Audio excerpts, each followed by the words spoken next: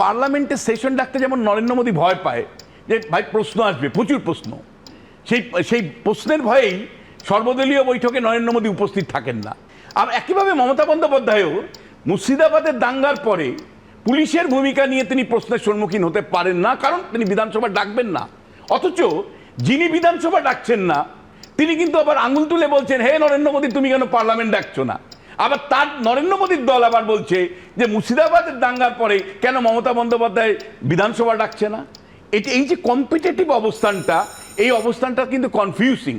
এবং এইবার আপনার মূল প্রশ্নে আমি আপনাকে বলতে চাই, বিজেপিকে যদি জিততে হয় তিনটে এর বিরুদ্ধে লড়াই করতে হবে তৃণমূল কংগ্রেসের বিরুদ্ধে। বিজেপি জাতীয় স্তরের মানি পাওয়ার, বিরাট পাওয়ার, কিন্তু রাজ্য স্তরে লোকাল লেভেলে তৃণমূল যে বিপুল পরিমাণে টাকা জোগাড় করতে পারে ভোটের সময়, সেই লোকাল রিসোর্সের চ্যালেঞ্জ করার মতন ক্ষমতা বিজেপি নেই। এক। দুই হলো যে তৃণমূল কংগ্রেসের যে ক্যাডার বাহিনী আছে তার সাথে যে ধরনের মাসল পাওয়ার আছে লোকাল লেভেলে, পাড়ায় পাড়ায়, তাকে লড়াই করার ক্ষমতা শুভেন্দু অধিকারী নেই, আমি চ্যালেঞ্জ করে বলতে পারি।